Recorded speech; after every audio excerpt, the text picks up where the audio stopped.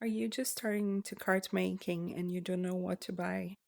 Or are you on a budget and you need to buy a few tools but you don't have that much money available? Today I will show you how I created these two cards with the most basic craft supplies, and I will give you a few suggestions. The first one is actually the mat. I used to have a big cutting mat and it warped when I used my heat gun. So I bought a silicone mat, and that's been the the thing I've been using, and it's quite useful for me. It protects my surface. I can ink blend. It kind of gives a bit of grip when you put a paper. It doesn't really hold it in place, but it doesn't let it move that easily. And I use a cutting mat when I have to cut something with a craft knife.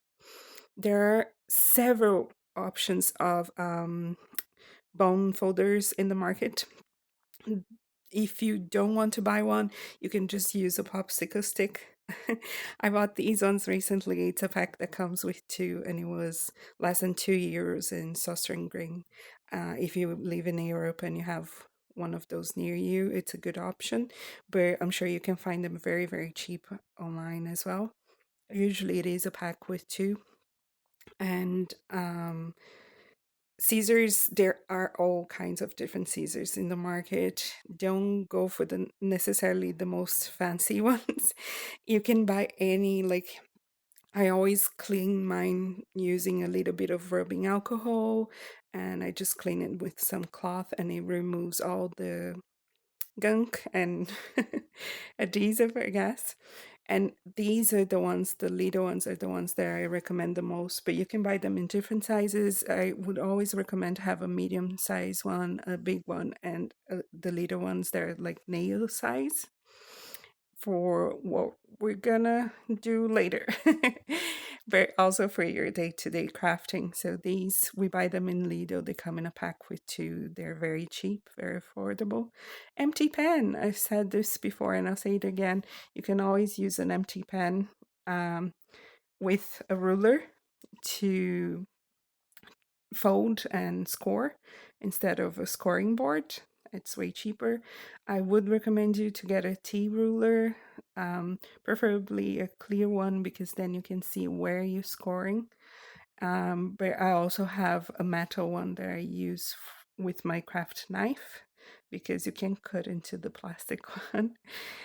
A craft knife. These are all very cheap supplies, guys. If you're buying a craft knife, try to find one with spare blades, replaceable blades, because they go dull and you will need to replace them. So you might as well think about that before you buy it. But you can find them with very accessible price as well.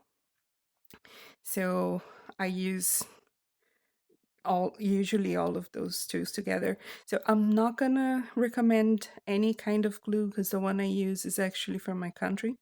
But whatever glue you use, I do recommend you finding the fine tip bottles, because they will make you save a lot in glue and liquid adhesive. When you put the glue inside of them, it's impossible to get a huge blob in one go. So you will be using smaller quantities, and that will make your glue last longer. So I do recommend them. That also helps, like using a smaller amount helps it with drying faster.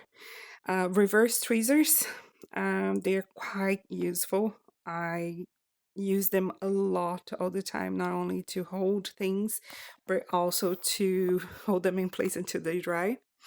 And then if you want to craft on a budget, I think most people start using pattern paper, but you can also buy these booklets that have different die cuts, tags, envelopes, boxes, bunting, and they already have different patterns, sometimes foil patterns, and they are quite useful.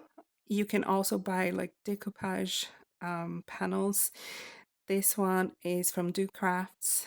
These papers, these paper packs, they're very old. I bought them when I started crafting some 6, 7 years ago here in Ireland, and They will have different patterns. These ones all have foil. Again, they will have like boxes, envelopes, cards, notes, lists, sentiments, toppers, bows, all kinds of different things that you can use. They have foiled vellum that I absolutely love. Beautiful patterns. I think I bought several different packs with different patterns and colors. And as you can see, I ended up not using them much. Shame on me. But I do go back to them once in a while when I remember. And especially the vellum. I love the vellum. The vellum is absolutely precious. And here's a different one with different patterns. I will show you another one in a minute. That was the first one that I fell in love with. It has a blue and pink pattern, these ones. And the pinkish one has a foiled detail. It's the one that I use the most. They come with two of each pattern. Those are vellum, by the way. And then these are like die cuts that you could use on your projects as well. And here's the card we're going to make. I will add this pattern. If you follow me on Instagram, I can send you pictures. And usually for each one of those lines, I'm going to do two piercing holes. So one on top and one on the bottom. Here's the vellum I'm going to use. This is usually how I do it. I just fold it in half and I'm gonna cut it with the scissors. So you can see that you don't even need like a paper trimmer. I am using the popsicle stick to score instead of the bone folder. Here I'm cutting with the scissors. So I just want to say you don't really need the fancy expensive stuff. They will make your life way easier and they will make crafting way quicker. But if you're just starting and you can't afford that, you can use stuff that like this is stuff that most people actually have at home. Scissors and a popsicle stick, you can find it easily. It doesn't really cost you money. An empty pen is stuff that most people throw away, so you can actually really lower your the cost of your crafting if you look around and you're just creative with what you have. Here I'm showing you that you could double up. I'm gonna make only two, so I'm not gonna do it. But if you want to make more than two at a time, you can double up and make four, maybe even six at a time. This vellum is a bit heavyweight, so I wouldn't do more than six with this one. But all I do is I take my template on top of it, so it won't move, it won't shift. And then this template, I will reuse it over and over. I always trace it on top of a piece of tissue paper, which is also easy to find, very accessible. And I have these that I showed on my vellum tools video a while ago. You can just melt an empty pen and stick a sewing needle into it. Just don't leave it too long because otherwise it breaks easily. You fold a towel, put it on top, and then you start piercing all those dots one by one. So always do it from the inside out. Do the pattern on the inside, the detailed pattern first. Once you finish doing the pattern all around and turn it around, make sure that you didn't skip any. I always check. I often turn it around and I check. And then you do the piercing on the outside pattern that's going to be your border if you have one. Here I could skip the border if I wanted to, but I really like the texture it gets when you pierce it. And you can see that I will have some problems once I start piercing my border. There were some bits that were way too close to the edge and they started falling apart, but that's okay. It's not a big deal. And I am just gonna do it all over and I'm not gonna show you everything on camera because it actually took me hours. And this is what I was saying about the fancy tools. So it took me about 3 hours to pierce all of this pattern onto these two backgrounds. But if you had an embossing folder or a dotted detail plate, you would probably be able to make this the same thing recreated in seconds. You just need to put it into your die cutting machine, run it through, and it's done. Okay, so here I'm gonna use my tanned embossing mat. It's from Spellbinders, and I'm gonna use it to emboss it. So I'm showing you the good side and the rough side. I always emboss from the rough side because you're actually debossing, but when you turn it around to the smooth side, it will be embossed. And you could use just the silicone mat if you have it, like the one that I have on the back, but I wanted to use the tan one because of the contrast.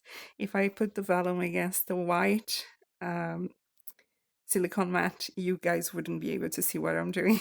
That's basically why. But you could just use the silicone mat. Oh, one of the advantages of the silicone mat that I didn't mention is that you can actually take it with you when you travel. And the harder ones, usually you would take way more space, and there's a chance that they could break as well if you have a glass one. But yeah, I can tell you more about the advantages and disadvantages of the different protective mats if you want to, but each one of them will have advantages and disadvantages. This is just the one that worked more for me, and also because of my budget, I find that some of them can be quite pricey, and this one really works. I made it work. Okay, so for the embossing, I have given you tips before. Just build up the pressure, don't go very hard because you can pierce through the pattern. Here's the final result. So I always do piercing first, then embossing, and then I'm gonna come with the scissors, the very little pair of scissors, like the nail ones, and I'm gonna cut the pierce detail that I want. Basically, you don't have to do this if you don't want to, and you can slow down the footage here if you want to see it in detail. But I just do all of the two dots. I cut them in between, all the ones in one direction. Then I turn it around. I always turn my panels around to cut, and I do all of them in that direction. Then I turn it around again, 90 degrees each time, and until I got all four directions cut, and then the pieces would just fall off. You see it here in a second. So these are the ones that have just four dots. They form kind of like a star, and I'll do the other details around the flowers as well. They're slightly bigger, but I'm not going to show you on camera. When I learned how to make cards out of vellum panels many years ago, this is how I started, and you don't really need much. And today I'm going to give you two suggestions on how to decorate your panels to make cards out of them, dimensional cards. I did suggest in another video that because the vellum is translucent, you can just use it like on top of an image or hand lettering that you've done and trace it. So it makes it very easy for you to, if you know how to draw or how to do hand lettering, you can use your skills in your favor and design a beautiful card very easily, taking advantage of the fact that the vellum is translucent. It's very, very easy to trace. And I'll show you an example in a few seconds. But the main idea today that I'm gonna do is like different things, different elements that you can use. They're also very easy or for you to find or to buy, and things that you can even use that you already have at home. I have suggested also in a previous video that you could use origami. So it's one of the examples that I'm going to give you today.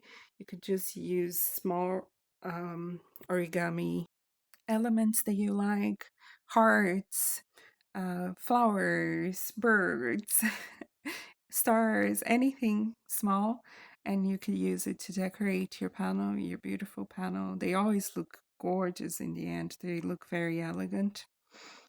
Or you can use also quilling. That's something that it's very easy to buy the paper. You only need one tool to create your quilling coils. I'll show you in a minute as well. And it's very easy to do. Just take some time. Sometime, but it's easy. Okay, so this is how I would go about cutting a panel if I don't have a trimmer. This is how I did it for many years as well. I would just use the ruler, mark where I want to cut the panel. I would mark it with the empty pen so I don't have to erase it later. So you just trace it, which means that you're also scoring, and then you use your big scissors and you just cut where you traced. So you can see where I did trace here on camera, but in real life, it's very easy to see. Okay, I'll show you how to make a butterfly. I learned this one many years ago. So you fold your square. You always start with a square and you fold it diagonally like a triangle. I think you can see it on the screen. You're going to open this once it's carved well and do the same thing with the other two corners. So you fold corner on top of corner and you're going to have a cross in the center of your folded paper. Now you have to fold two opposite sides in. So I am showing you slowly how I did it. And then you're going to have a smaller triangle at the end.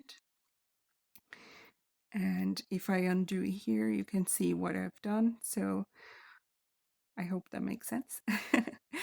And then you're going to fold two tips of that are at the front of one of your triangles down to the corner of the triangle. And then you turn it around, put that corner all the way up past that line, because that's going to be like the head of your butterfly. And then you fold these very corners in to hold that together. Feel free to zoom in if you can see in detail what I'm doing. Fold it in half, the whole thing, and just fold it back on top of your fingers, and you're gonna have a butterfly. I hope that makes sense. I'm not great at explaining, but you can see it well.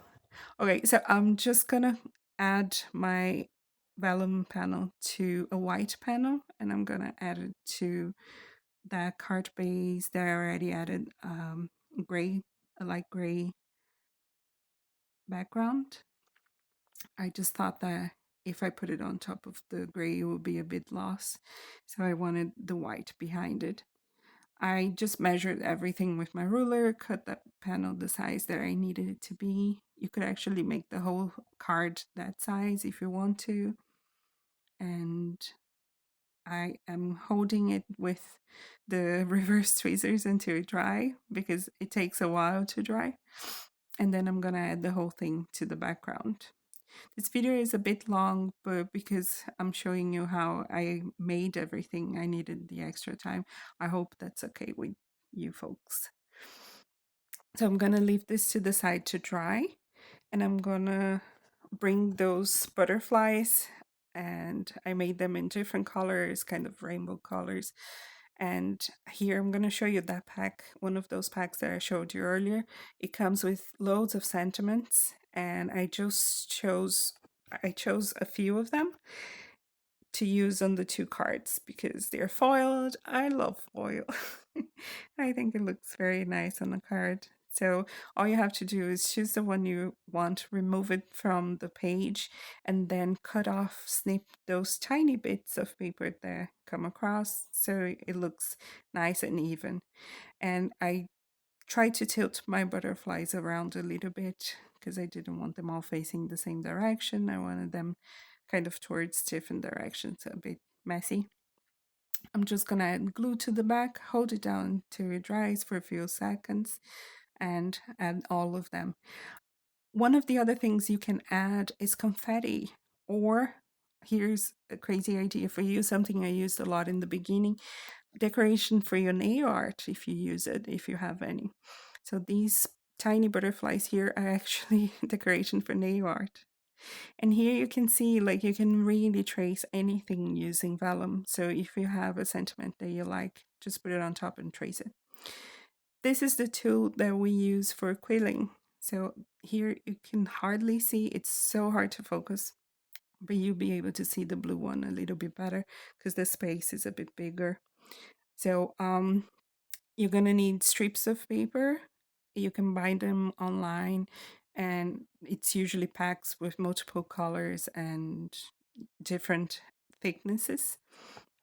This one, I believe it's like 3 millimeters. And you just need to put the strip into that tool and start rolling it around, hold it together. Once you finish that coil, you can either let it go slowly and let it get bigger, which I'm going to show you here now. So slowly you make it bigger and then you glue it when you get it to the size that you need. And you're going to add just a tiny bit of glue, hold it together for a few seconds. This white glue has a quick grip. So you just hold it. You can see it's not much at all.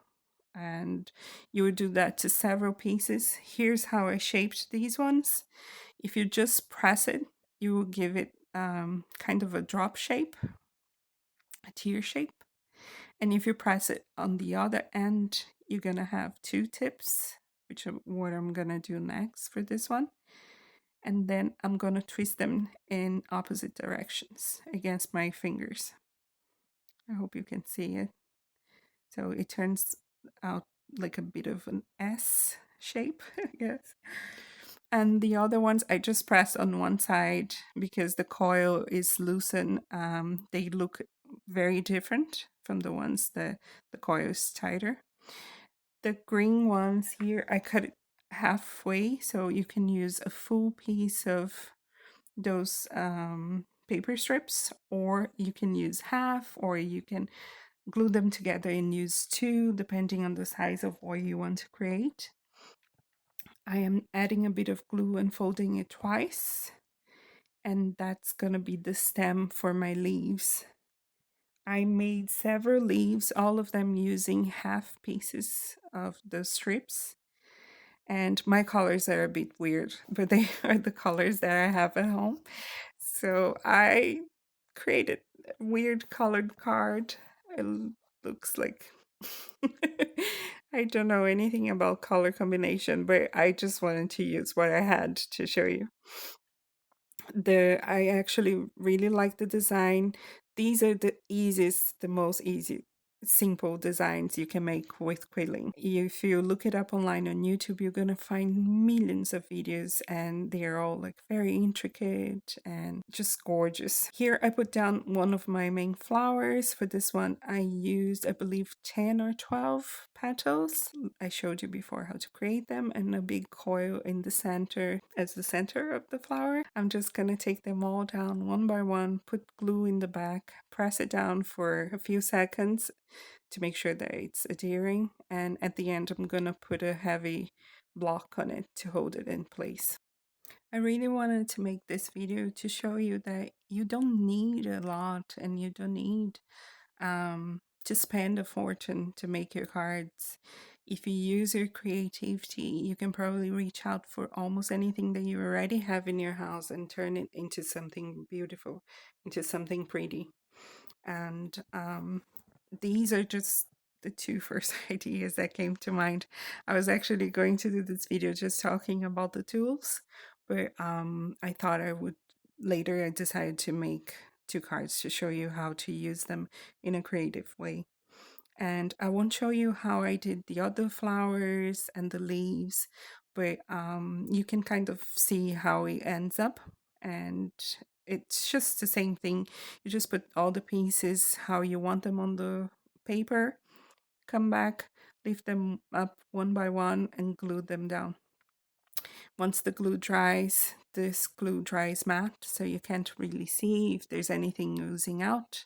And I'm just going to add a bit of double-sided adhesive to the back of my sentiment, and I'm going to put the sentiment down, and I'm done. I have other videos talking about properties of vellum and how to use vellum on your projects and create cards with minimal tools, and also how to get the most out of the tools you have. And I always encourage you to go through your stash, see what you have, and make the most of it. If you have problems coming up with ideas, message me. I'll be happy to help. Thank you.